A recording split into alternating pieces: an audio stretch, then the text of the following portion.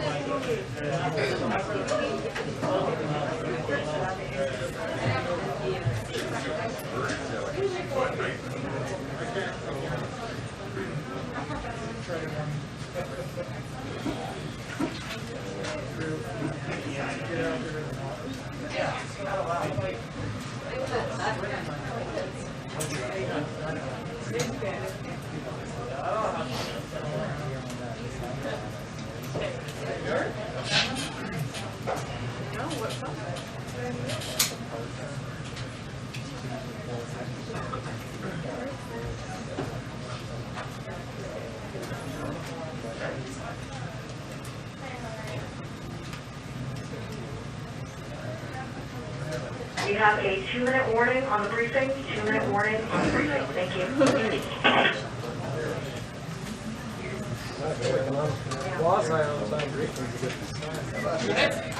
I would qualify that as like That counts as a win to me.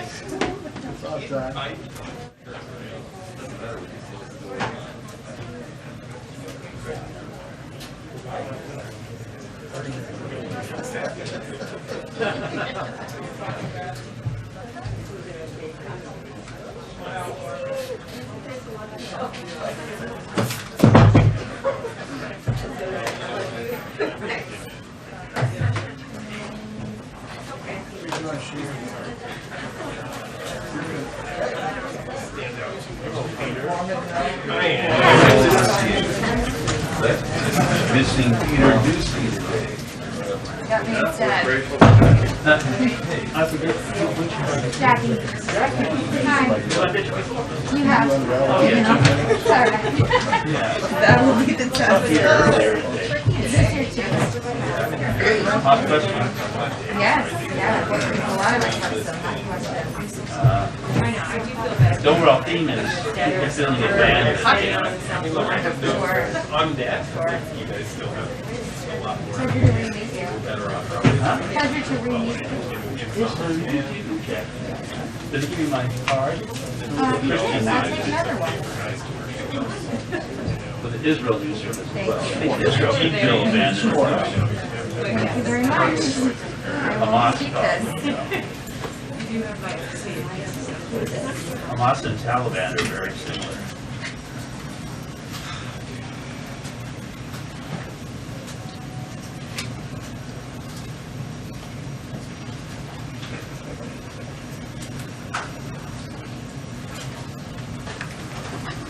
Hi, everyone.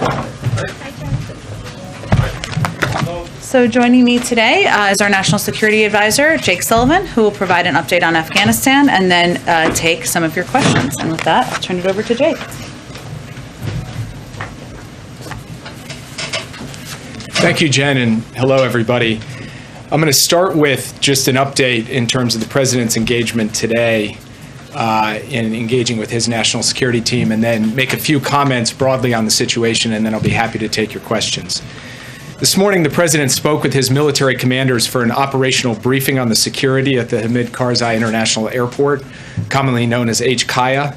He spoke with Secretary Austin, Chairman Milley, General McKenzie, Admiral Baisley, and myself. The President was briefed that DoD personnel have now secured HKIA. HKIA is open, and U.S. military evacuation flights are taking off. Following this operational briefing with his military commanders, the President and the Vice President met by secure video conference with their national security team to hear intelligence, security, and diplomatic updates on the evolving situation in Afghanistan. They discussed the status of ongoing evacuations of U.S. citizens, SIV applicants, and other vulnerable Afghans at risk, and how we would do this safely and efficiently, and with a laser focus of the team on monitoring for and preventing any potential terrorist threats at or around HKIA, including from ISIS-K. They were joined by Secretary Blinken, Secretary Austin, Chairman Milley, Director Haynes, Director Burns, myself, Ambassador Wilson, Ambassador Khalilzad, General McKenzie, and other senior officials. Just to say a few words about where we come from and where we are. I want to start by saluting our troops and our civilian personnel at the Kabul airport. I want to salute the Defense Department, the intelligence community, the State Department, the Department of Homeland Security, and especially our country team in Kabul, who have been doing incredible work under very trying circumstances. They have safely and effectively drawn down our embassy compound and retrograded our diplomatic personnel. They have now secured the airfield and are conducting flights out of the country. They are moving American citizens, as well as Afghan nationals and third country nationals. They are facilitating flights for our allies and partners to get citizens and others out of Afghanistan. These operations will continue in the coming days as we move to evacuate American citizens and Afghan nationals who worked with us, along with other vulnerable Afghans. We are engaging diplomatically at the same time with allies in regional countries and with the United Nations to address the situation in Afghanistan. We are in contact with the Taliban to ensure the safe passage of people to the airport. We are monitoring for any potential terrorist threats, as I just mentioned, including from ISIS-K. We intend to continue these operations over the coming days before completing our drawdown. When you work on any policy issue, domestic policy, foreign policy, any policy issue, the human costs and consequences loom large. And we're all contending with the human costs of these developments. The images from the past couple of days at the airport have been heartbreaking. But President Biden had to think about the human costs of the alternative path as well, which was to stay in the middle of a civil conflict in Afghanistan. There are those who argue that with 2,500 forces, the number of forces in country when President Biden took office, we could have sustained a stable, peaceful Afghanistan. That is simply wrong. The previous administration drew down from 15,000 troops to 2,500 troops. And even at 15,000, the Afghan government forces were losing ground. What has unfolded over the past month has proven decisively that it would have taken a significant American troop presence, multiple times greater than what President Biden was handed, to stop a Taliban onslaught. And we would have taken casualties. American men and women would have been fighting and dying once again in Afghanistan, and President Biden was not prepared to send additional forces or ask any American personnel to do that over the period ahead. There have been questions raised about whether we should have drawn down our embassy and evacuated our Afghan allies earlier. These are reasonable questions. We did dramatically accelerate the SIV process and move out a substantial number of SIV applicants and their families. But the Afghan government and its supporters, including many of the people now seeking to leave, made a passionate case that we should not conduct a mass evacuation lest we trigger a loss of confidence in the government. Now, our signaling support for the government obviously did not save the government, but this was a considered judgment. When you conclude 20 years of military action in a civil war in another country, with the impacts of 20 years of decisions that have piled up, you have to make a lot of hard calls, none with clean outcomes. What you can do is plan for all contingencies. We did that. The American forces now on the ground at HKIA are there because of contingency planning and drilling we did over the course of months, preparing for a range of scenarios, including dire scenarios. President Biden ordered multiple battalions to be pre-positioned in theater, and he activated them for deployment before the fall of Kabul. He also put additional battalions on a short string here in the United States. Those battalions have now flowed in as well. Yes, there were chaotic scenes yesterday, but as Admiral Kirby said, even well-drawn plans don't survive first contact with reality, and they require adjustments, and we've made those adjustments. We will stay in close touch with our allies and partners in the days ahead as we contend with the immediate need to complete the evacuation mission and as we deal with the broader challenges posed by the new reality in Afghanistan. And we will remain persistently vigilant against the terrorism threat in Afghanistan and in multiple other theaters across multiple continents. We have proven in other places that we can suppress terrorism without a permanent military presence on the ground, and we intend to do exactly that in Afghanistan. And with that, I would be happy to take your questions. Yes. So I wanted to ask, the president yesterday said that the buck stops with him. I want to get an understanding of what did he mean by, what is he taking ownership of? Not just the decision to leave Afghanistan, but is he taking responsibility for the chaos that happened during the evacuations, for the decisions not to do evacuations sooner? Is he taking responsibility for that, and for any bloodshed that may be happening right now? Is he taking responsibility for that? He's taking responsibility for every decision the United States government took with respect to Afghanistan because, as he said, the buck stops with him. I am also taking responsibility, and so are my colleagues, the Secretary of State, the Secretary of Defense, the Chairman of the Joint Chiefs of Staff, the directors of our intelligence agencies. We as a national security team collectively take responsibility for every decision, good decision, every decision that doesn't produce perfect outcomes. That is what responsibility is. Now, at the same time, that doesn't change the fact that there are other parties here responsible as well, who have taken actions and decisions that help lead us to where we are. So from our perspective, what we have to do now is focus on the task at hand, the mission at hand. You mentioned chaos at the airport yesterday. At the end of the day, the question is, can we effectively evacuate those people who we intend to evacuate? And that is what we are planning for and executing against beginning today, where the airport is secure, the flights are going, the people are coming, and we will continue to do that in the days ahead. Yes. Yeah, what is President Biden's response to the people of Afghanistan who are now in the hands of the Taliban terrorists and feel abandoned by the United States, or to those in Taiwan and elsewhere that are fearful that the U.S. will abandon them to the aggression of China? And follow-up to that is, what is President Biden's response to people in Israel and other countries who might also believe that the U.S. will abandon them to terrorists? So to the first question, President Biden and all of us, as I said in my opening comments, are heartbroken by the human consequences that have unfolded and could continue to unfold in Afghanistan.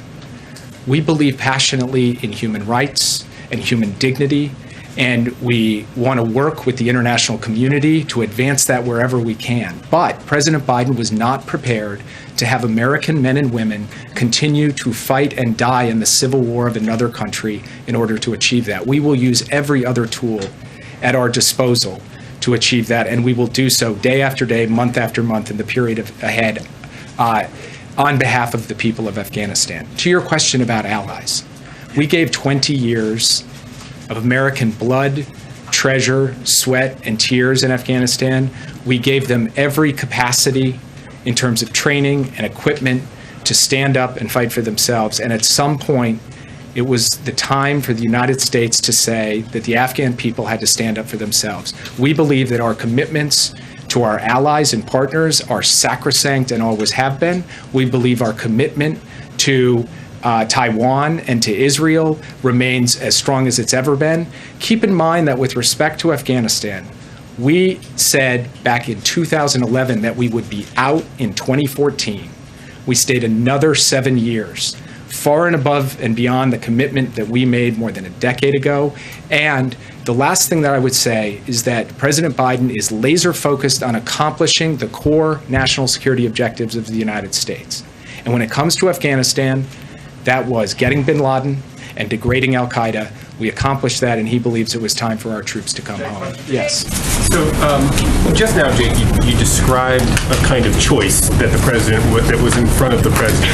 Either save the folks, the allies in Afghanistan, the folks that helped the United States through the last 2 decades, or sacrifice more American young men. I think the question out there on Capitol Hill and around Washington and elsewhere is, wasn't there another choice? Wasn't there a way you could have ended President Biden could have ended the war in the way that he wanted to end the war so that Americans don't sacrifice further lives for this war, but at the same time do a better job of either ignoring Ghani's request to not start evacuations, or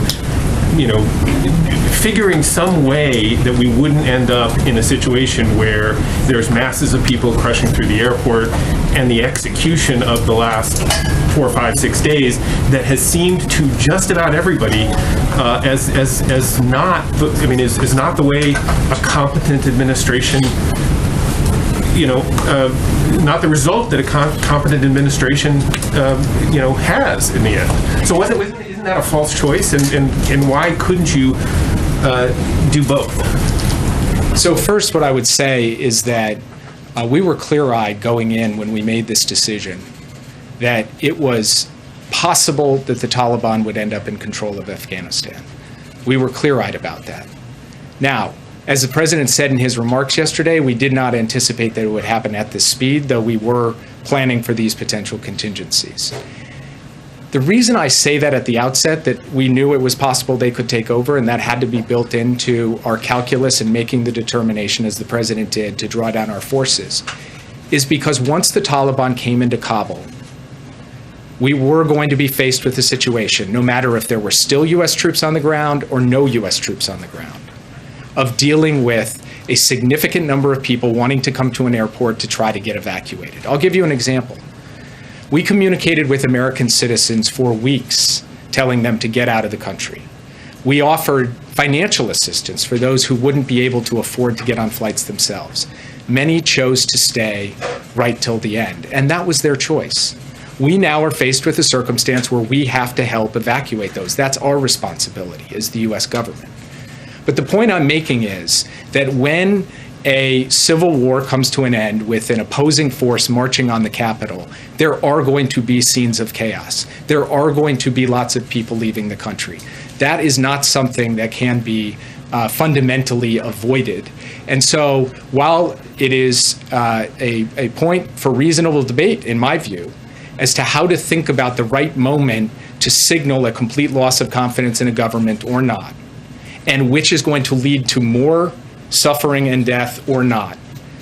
The fact is that we made the judgments we made based on the information we had at the time while preparing for the alternative contingency, which was having to flow in these troops to be able to get out folks in a mass evacuation. Yes? Do you believe that the mission could be completed by August 31st? As a national security advisor, what do you see the scenario on September 1st? Do you think the Taliban of 2021 are different than 2001? Do you see analogous situation to Iraq where a new terrorist organization will be born, like ISIS out of Al-Qaeda in Iraq, for example? So just on the last point, it's fairly well documented that the Taliban and ISIS-K fight one another, struggle against one another. So I do not foresee a symbiotic relationship there, though these are dynamic scenarios, so we will have to see how it plays. We are working day by day to get as many people out. So I'm not going to speculate on the timetable question that you just laid out. And then finally, on what we expect from the Taliban going forward, that is something that will have to be watched and observed over time, whether in fact they are prepared to meet their obligations to the basic human rights and human dignity of people, to the safe passage of people to the airport, to the fair and just treatment of civilians. That is something they're going to have to show. I come at this with no expectations, but only a sense that they will have to prove to the international community who they ultimately are going to end up being. Yes. Thank you, Jake. Can you tell us what is it exactly, the commitment that you have secured from the Taliban regarding the safe passage of Americans as well as the tens of thousands of vulnerable Afghans? The Taliban have informed us that they are prepared to provide the safe passage of civilians to the airport, and we intend to hold them to that commitment. Do you believe them? Yes. Just for clarity on that, is there some deadline that's been set? Has the Taliban given assurances that this will go till August 31st? Is the deadline before that or after that? For clarity on what you just said. We believe that this can go till the 31st. We are talking to them about what the exact timetable is for how this will all play out, and I don't want to negotiate in public on working out the best modality to get the most people out in the most efficient way possible. I have a question about yesterday. President Biden said that the United States military cannot sacrifice where there is no national interest. If the same analogous, will the U.S. withdraw troops from its allies, including South Korea? What is your comment? So the president, as he has said repeatedly, has no intention of drawing down our forces from South Korea or from Europe, where we have sustained troop presences for a very long time, not in the middle of a civil war, but to deal with the potential of an external enemy and to protect our ally against that external enemy. So it is a fundamentally different kind of situation from the one we are presented with in Afghanistan. Thank you. The president yesterday said the situation in Afghanistan unfolded more quickly than anticipated. You said it yourself just a few moments ago. But numerous officials have told ABC that there were key intelligence assessments warning the Taliban could overwhelm the country and take the capital within weeks. Did the White House disregard that intelligence and push ahead? I'm not actually familiar with the intelligence assessments you're describing, but I also don't want to get into specific intelligence products. And one thing I will not do from this podium or anywhere else is talk about what a different component of the interagency did or didn't do, because from my perspective, we are one team with one mission trying to execute and do so in the best interests of our interests and values. So I will leave it at that. If that mission is not complete by August 31st, and there are Americans and Afghan allies who remain there, will U.S. troops stay until everyone is out, or will they leave? So I'm not going to comment on hypotheticals. What I'm going to do is stay focused on the task at hand, which is getting as many people out as rapidly as possible, and we will take that day by So day. you can't commit to bringing back every American. There's a large number of Christian missionaries and aid workers that are particularly vulnerable because they're known to be Christians. Is there any plan to get them to the airport and get them out? We are working with a variety of different types of groups, journalists, aid workers, NGO workers, and so forth, to help facilitate their departure from the country. Yes. Talk about these contingency plans. The President of the United States left the White House on Friday. When did your administration know that another 6,000 troops were going to be needed for this withdrawal? So on Wednesday evening, the president convened the principals, this is last Wednesday evening, to discuss the deteriorating situation on the ground in Afghanistan. He posed the question as to whether we had to flow more forces in from the point of view of a contingency to draw down our embassy and to secure evacuation. Thursday morning, he gave the order to begin flowing those forces in. And then as we watched the situation unfold over the course of the coming days, we determined that we would go from step one of that contingency plan, which was about 3,000 troops, to step two of that contingency plan, which was about 6,000 troops. Why did he leave the White House? On Thursday he knew. Why did he leave the White House on Friday? The president worked throughout the entire weekend. I was intimately familiar with his working habits over the course of the weekend because I was on the phone with him constantly. Secretary Austin was on the phone with him, Chairman Milley, Secretary Blinken, the team in country. So he was monitoring developments hour by hour throughout that entire time and has been making a series of decisions about troop deployments, giving us direction and guidance about how to take the shape of this mission and make sure that we're executing it. And at every turn, asking our military, who is leading this mission and executing this mission with bravery and valor, what do you need? I will get you anything you need. He asked that question multiple times every single day. So President Biden has been deeply engaged in this. Yes. Sorry, there's a lot of anger in Australia this morning about the way this has played out. We've got citizens and then of course so many Afghans who have helped the Australian forces and helping the US mission over the past 20 years. Does the administration accept some responsibility, or perhaps what would be your response to those people who are trapped and some are fearing execution because of the exit strategy, or perhaps lack of competent exit strategy? We do take some responsibility for our allies and partners in Afghanistan. In fact, as I said in my opening comments, we are working to facilitate flights and have already done so for countries that have lined them up and gotten their citizens to the airport. And we'll be eager to work with Australia to help get out Australian citizens and other individuals who the Australians would like to see get out. Yes. Jake, what do you say to the next generation of Afghan women and children, young girls who face fundamentally different human rights moving forward? I say that truly, deeply, my heart goes out to Afghan women and girls in the country today under the Taliban. We've seen what they've done before. And that's a very hard thing for any of us to face. But this wasn't a choice just between saving those women and girls and not saving those women and girls. The alternative choice had its own set of human costs and consequences, as I said. And those human costs and consequences would have involved a substantial ramp up of American participation in a civil war with more loss of life, more bloodshed, families here in the United States who would be asking a different form of the question you just asked. These are the choices a president has to make. And it doesn't mean because we don't have forces in that country that we're not going to fight on behalf of women and girls and human rights and human dignity. We are. We do. In many other countries where we don't have active military participation. And we'll do it in Afghanistan too. And we will attempt to use every measure of tool and influence we have, along with our international allies and partners, to alleviate the burden that those women and girls will face in the days ahead.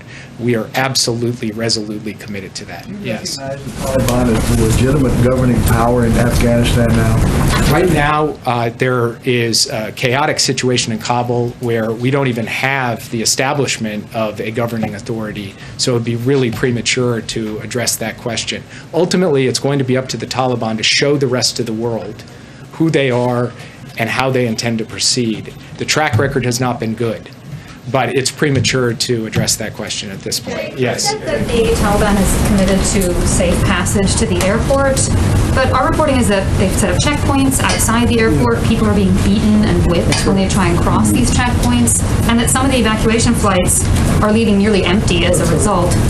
What assurances do you have specifically about these checkpoints, and when do you expect them to stop doing this? So two things about that. First, the earliest evacuation flights in any evacuation tend not to have every seat filled because the process of getting any evacuation underway has a throughput issue. So we believe that that is being resolved with each successive flight, and we will be putting 300 passengers on your average military cargo plane heading out of the country, one after another, hot onloading and hot offloading. Second, in terms of people being turned away, by and large, what we have found is that people have been able to get to the airport. In fact, very large numbers of people have been able to get to the airport and present themselves. There have been instances where we have received reports of people being turned away or pushed back or even beaten.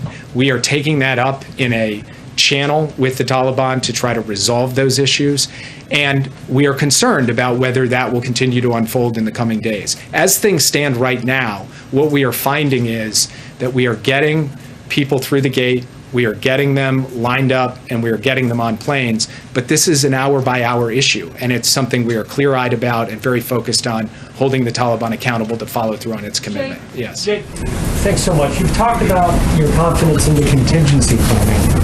And I'm wondering if, in hindsight, looking at the planning and execution, what this administration would have done differently, knowing what it knows now.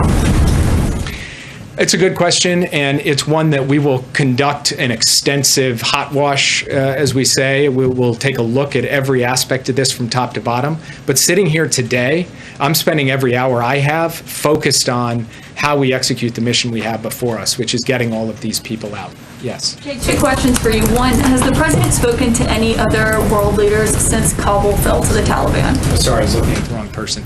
He has not yet spoken with any other world leaders. Myself, Secretary Blinken, several other senior members of the team have been engaged on a regular basis with foreign counterparts, and we intend to do so in the coming days. Right now, the main issue is an operational issue. It's about how we coordinate with them to help them get their people out. And we are operating through logistical channels and policy channels to try to make that happen. And Jake, Yes. just to follow up on that, you just said that you will conduct a review of what went wrong here on the U.S.'s response. I know you said there are other additional factors, like what happened on the ground in Afghanistan that led to this. Will you publicly disclose what went wrong and who misjudged the intelligence here or how quickly the Taliban could take over? So first, I didn't describe that we were doing a, quote, what went wrong review. What I said is we'll do a hot wash. We'll look at everything that happened in this entire operation from start to finish and the areas of improvement where we can do better, where we can find holes or weaknesses and plug them as we go forward. And of course, we intend, after we've had the opportunity to run that analysis, to share that with people. Yes. Thank you, sir. You noted that you had encouraged Americans on the ground there to leave and that many chose not to. I just wanted to follow up on Weeja's question. Will the U.S. government commit to ensuring that any Americans that are currently on the ground in Afghanistan get out? That's what we're doing right now. We have asked them all to come to the airport to get on flights and take them home. That's what we intend to do. Yes. Former officials from multiple administrations, the Obama administration, the Bush administration, have said they are certain Afghanistan will become a safe haven for terrorists. I know you and the president have disputed that. What do you think those officials are getting wrong, and can you ensure that Americans are safer today because of your actions than we were several months ago? I want to be very clear about what our position is. Our position is that we are going to have to deal with the potential threat of terrorism from Afghanistan going forward, just as we have to deal with the potential threat of terrorism in dozens of countries in multiple continents around the world. We have to deal with the threat of terrorism in Yemen and Somalia and Syria. We have to deal with the threat of terrorism across the Islamic Maghreb. We have to deal with Al-Qaeda and ISIS-K. And we have to do so using a wide variety of tools, intelligence capabilities, defense capabilities, and yes, in some cases, the support we can provide to local partners to help them deal with the challenge. And what we have shown is in many of the countries I just mentioned, among others, we have been successful to date in suppressing the terrorist threat to the U.S. homeland in those countries without sustaining a permanent military presence or fighting in a war. And that is what we intend to do with respect to Afghanistan as well. So this is not a question about whether we're clear-eyed about the terrorist challenge from Afghanistan. It is about whether the terrorist challenge in 2021 is fundamentally different from the terrorist challenge in 2001. We believe it is fundamentally different, and we need to be postured effectively to deal with the terrorism challenges we find it today as opposed to 20 years ago.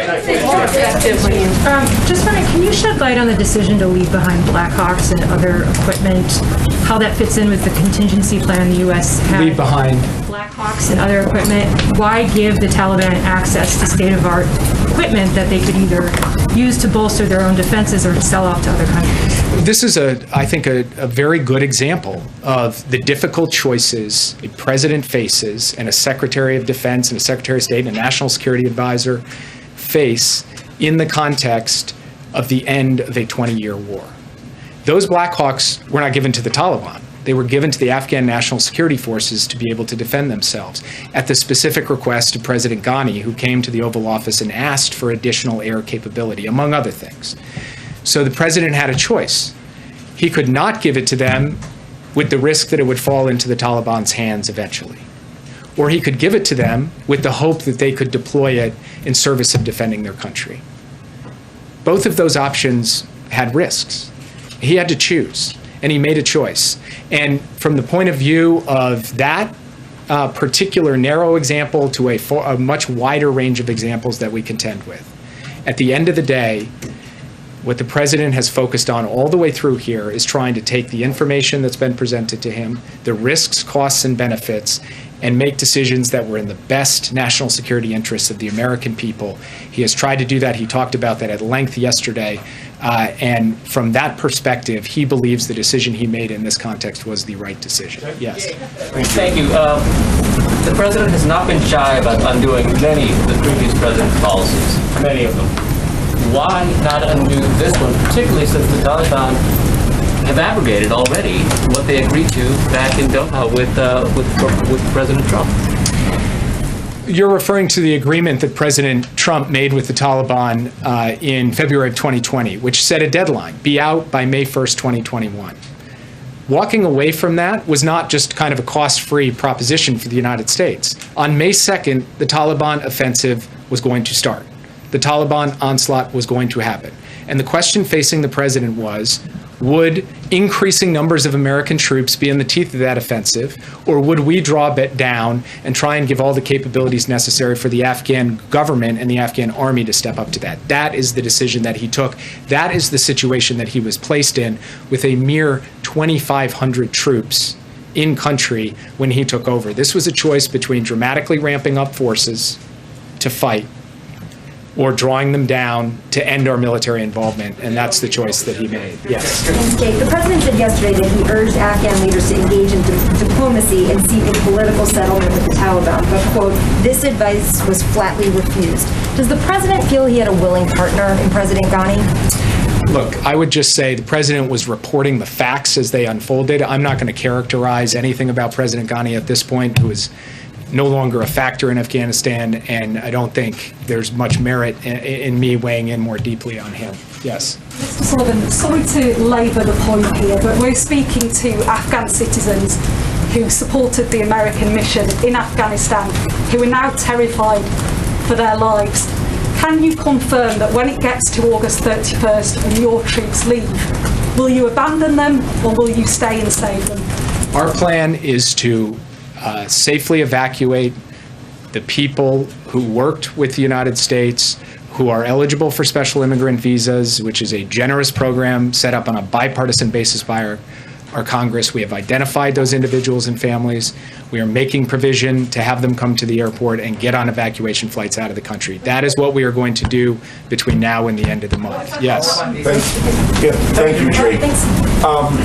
One question. Going back to President Ghani, have any top officials of the Afghani government, the former Afghani government, made requests for asylum in the United States?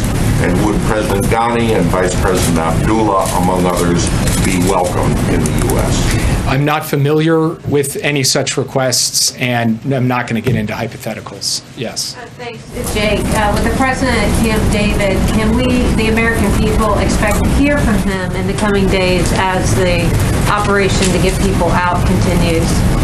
I'll leave it to Jen to answer that, but yes, you will hear from him in the coming days. Yes. President, thanks for taking my question. President Biden was expected to repair the damage caused by the previous administration to the NATO.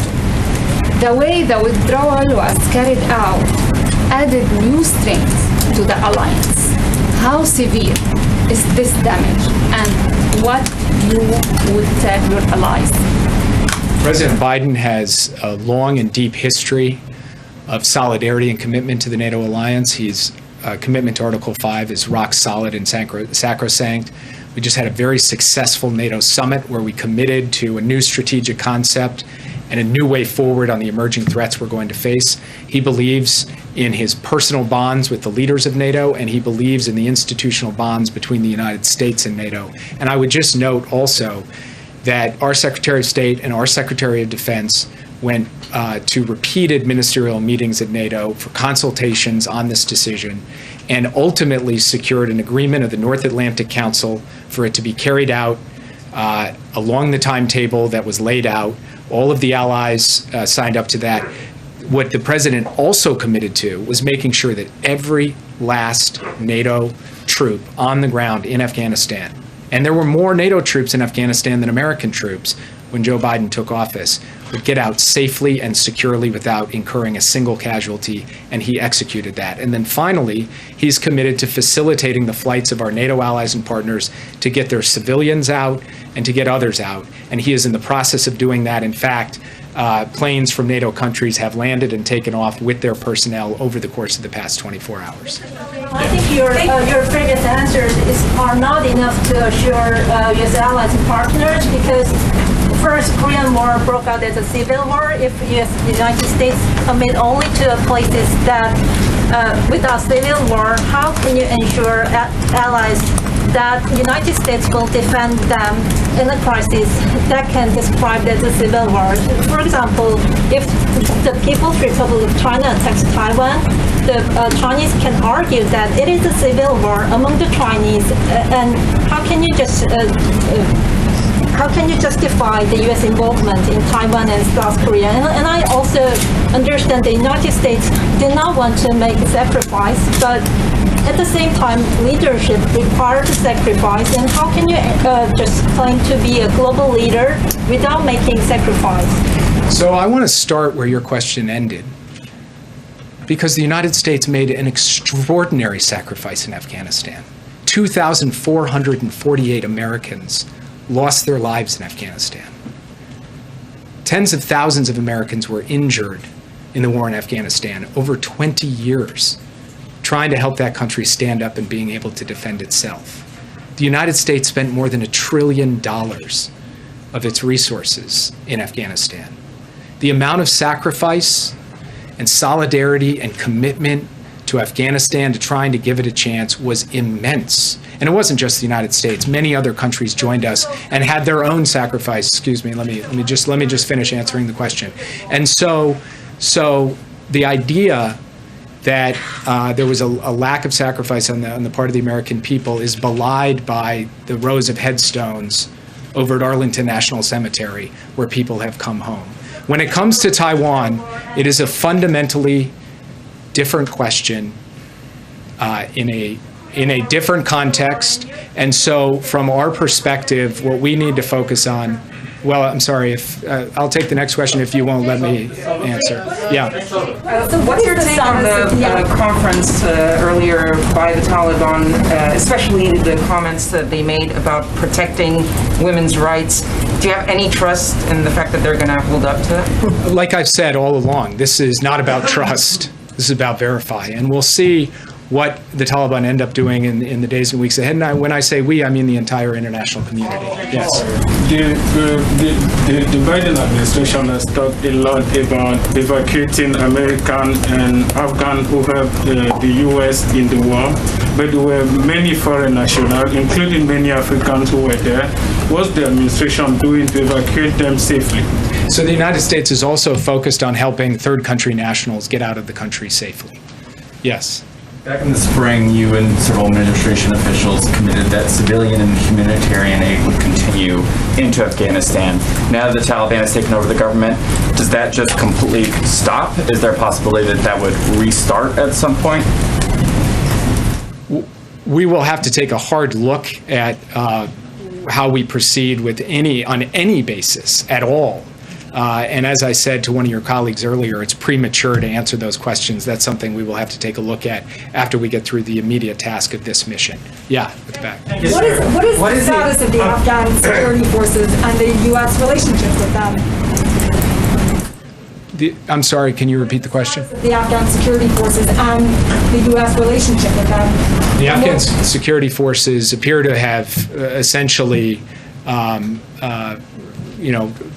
no longer operate as a coherent entity.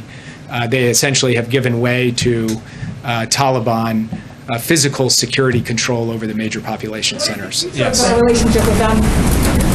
Follow-up question on follow-up question about the Taliban saying they'll respect the rights of Afghan women. What tools does the United States have to hold them to this pledge? And if not, what does the U.S. plan to do? So standing here today, I am not going to go into the full panoply of things that we can do, but there are obviously issues related to sanctions, to marshaling international condemnation and isolation, and other steps as well. But the reason I don't want to go into great detail on it is I want to be able to have our team communicate directly to the Taliban both what the costs and disincentives are for certain types of action and what our expectations are. That is a conversation that we will intend to have, and I think many other countries, including like-minded allies and partners, will be having that as well. Yes. Thank you, sir. President Biden said that there were very few national security interests for the United States in maintaining some peace in Afghanistan. Would you actually reiterate that today? Would you say that there is no interest for us having some presence on the borders of Iran, on the borders of Pakistan, on the borders of near China? Would you, or Tajikistan? Would you just say that we should just give that up? I would say that the president does not believe that the United States should be fighting and dying in a war for the purpose of sustaining American military boots near Tajikistan or Pakistan or Iran. No, I would say that that is something that is not. What you just laid out as a national security interest, we would not agree that it is right to ask American soldiers to risk their lives for the purpose of maintaining a presence near Tajikistan. Yes. Thank you. What happens to the billions of dollars worth of weaponry that the U.S. gave Afghanistan? Does the U.S. have a plan for that, or does it remain in the Taliban hands? We don't have a complete picture, obviously, of where every article of defense materials has gone, but certainly a fair amount of it has fallen into the hands of the Taliban. And obviously, we don't have a sense that they are going to readily hand it over to us at the airport. Yes. Thank you, Jake. Has the president seen these images of what looks to be people flying off an airplane yesterday? And then what was his reaction to those images? The president, as he said in his remarks yesterday, has seen these images are heartbreaking. And as I've said repeatedly today, the human toll of the end of this conflict in this way is real and it's raw. And it's hard for any of us. You guys are journalists. I work in government, but we're also people.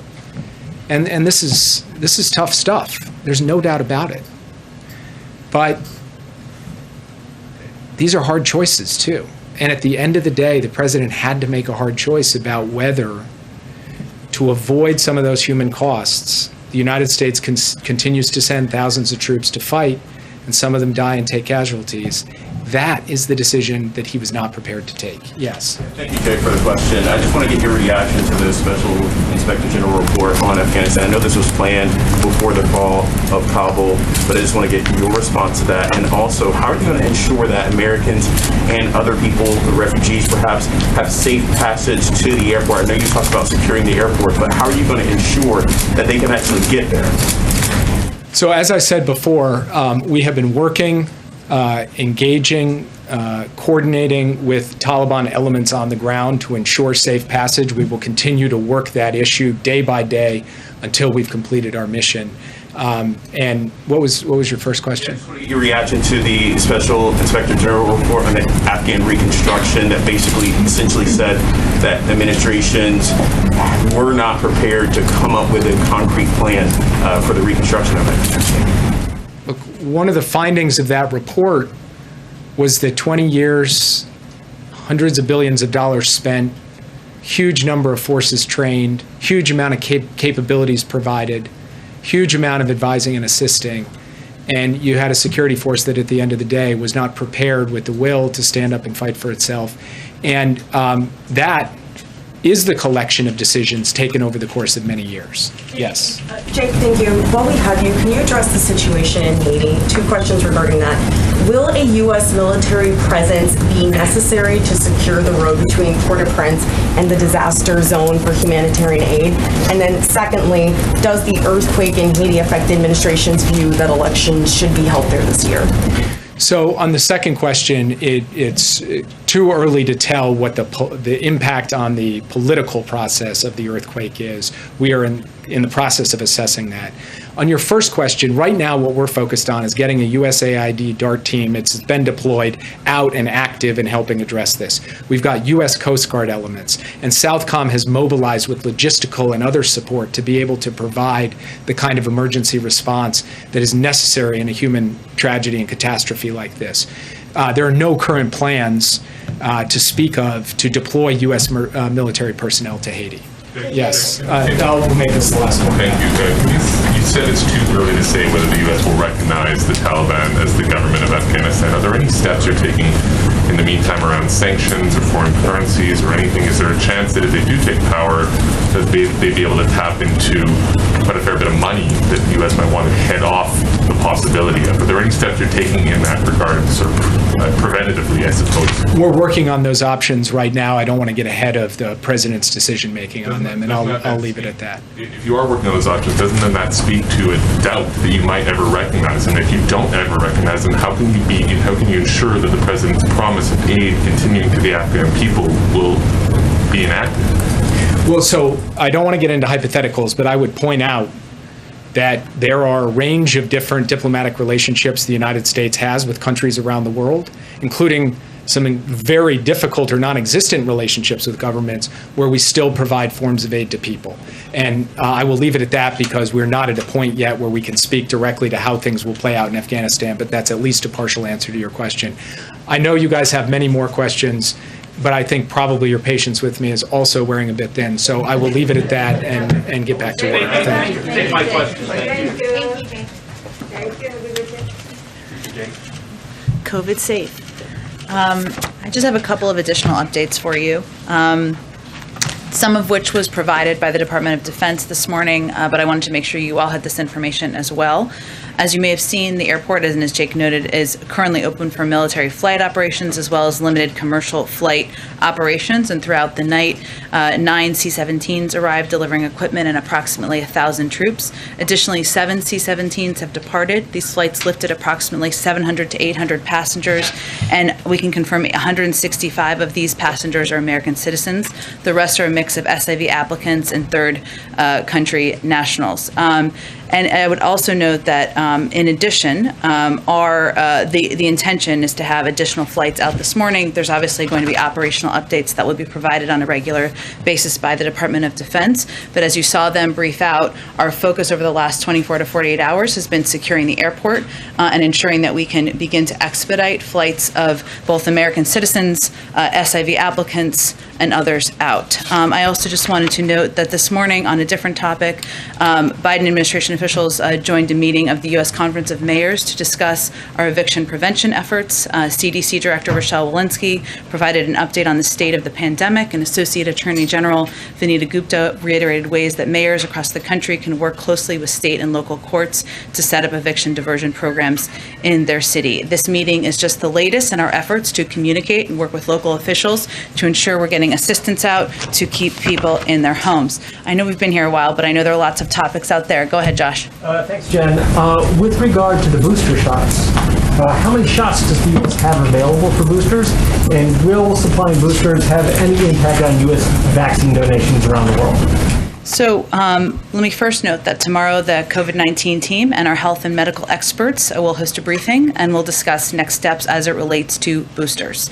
I would also note for your planning that you can expect to hear from the president on this topic as well following their briefing. So I will leave it to them to provide additional details and to answer what I know are your good questions about data and an understanding of what leads to decisions along those lines. On the supply component of that, I'm sure they will address that, Josh, but one of the things we have said repeatedly, and I will note, I said back in May, Jeff Zients said again in July, is that part of our operational focus was ensuring we had enough supply to provide booster shots should that be a decision made by the FDA. So that has been in our planning processes for months now, and certainly we've planned for this contingency, and we'll wait for a formal announcement.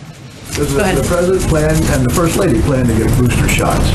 Certainly, if they are recommended, once a formal announcement or briefing is done, they will certainly plan to follow the guidelines, of course. What's the rest of his week look like? Like he's up at Camp David now. Is he still going to Wilmington? What's the schedule?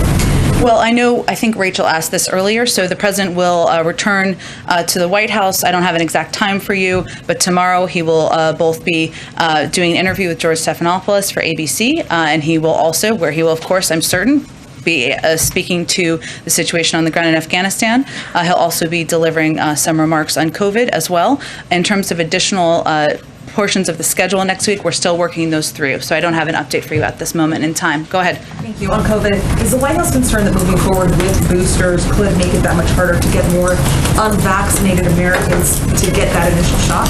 Well, one of the pieces that I expect our COVID team to speak to tomorrow is our operational plans as it relates to ensuring we are making sure everybody is vaccinated and following FDA and CDC guidelines. I think what you can expect to hear from them is that we are going to follow some of the best practices we have used to date, which is providing access, providing information, and right now we're in a place where we are focused on providing access, of course, to vaccines around the country and communities around the country through a range of mechanisms. So we're actually at an easier operational point in this regard than we were several months ago. But yes, we understand it's going to take a significant operational focus, educational focus, and PR focus to get the information out once it's finalized. Thank you. And one more on Afghanistan. Has the president or any administration official been in contact with former Afghanistan President Ghani? Not that I'm aware of. Go ahead. You mentioned at the top that about 700 people have been evacuated in the past 24 hours. Pentagon officials, including Press Secretary John Kirby, expect that number to increase to 5,000 to 9,000 a day. Can you talk about what needs to happen between now and then to ramp the number up and when you expect to hit it? Sure, Wijan, it's a good question. I think what I had been referring to just a few minutes ago was the fact that our focus has been on securing not just the perimeter of the airport, but also operational capacity at the airport, which of course is a Department of Defense operation they're overseeing in coordination with the State Department. And so because we've had success in that regard, we are hopeful and expect to expedite additional flights out. So that was not the place where we were at this time yesterday. And given we've made progress in this regard, we are hopeful to increase the number of people, American citizens, SIV applicants, and others that we can get out of the country. It's our understanding that Americans have been called to the airport, but it's up to them to travel there at their own risk.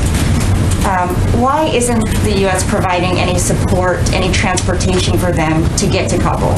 Well, I would just go back to what our National Security Advisor discussed as it relates to the Taliban and discussions with them about safe passage for people who are coming to the airport. We've also seen, I don't have an exact number for you, I'm sure the Department of Defense and State Department can provide that, but a large number of American citizens and others making their way successfully to the airport over the course of the last 24 hours. Just one more. I know we all tried to ask Jake this question, but can you offer any guarantee to the Americans and Afghan allies that if they remain there past the end of the month, U.S. troops will help them evacuate past the end of the month? Weijia, our focus right now is on doing the work at hand and on the task at hand. And that is day by day, getting as many American citizens, as many SIV applicants, as many members of a vulnerable population who are eligible to be evacuated to the airport and out on planes. And we're going to do that in an expeditious fashion. That is the focus of the President, of our Secretary of Defense, of our Secretary of State, and everybody on our national security team. So that is where we will keep our efforts. Go ahead. Thank you. There's been some criticism from Democratic lawmakers on Capitol Hill, Mark Warner, Bob Menendez saying, I'm disappointed that the Biden administration clearly did not accurately assess the implications of a rapid withdrawal. What is the White House's response to those lawmakers? Well, I would first say that we did assess early on, when the President asked for a clear-eyed assessment, that there would be impacts and there would be consequences of making the choice he made. He also acknowledged yesterday, and I would just reiterate, that this did happen more rapidly than we anticipated here, than anyone anticipated. I think that accounts for members of Congress and people who are on the ground in Afghanistan. And what our effort is now is focused on moving as many people out as we can from the country. But I would also note and reiterate to anyone who's a critic that any president has to make difficult choices as commander-in-chief, as Jake Sullivan just said. And the president made the choice that he was not going to ask U.S. men and women, servicemen and women, to fight a war that the Afghans were not willing to fight for themselves. It does not mean there aren't going to be impacts that are gut-wrenching, that are heart-wrenching, that we're all watching transpire over the last couple of days. But these are the difficult choices you have to make as commander-in-chief, and that's the choice he made. And does he still have confidence in his intelligence teams? He certainly does. He works in lockstep, and he's been briefed on a regular basis, as Jake just outlined, multiple times a day sometimes, by members of his national security team, and we're working in close coordination to get the job done each day. Go ahead. Sort of follow up on Caitlin's questions about criticism from people who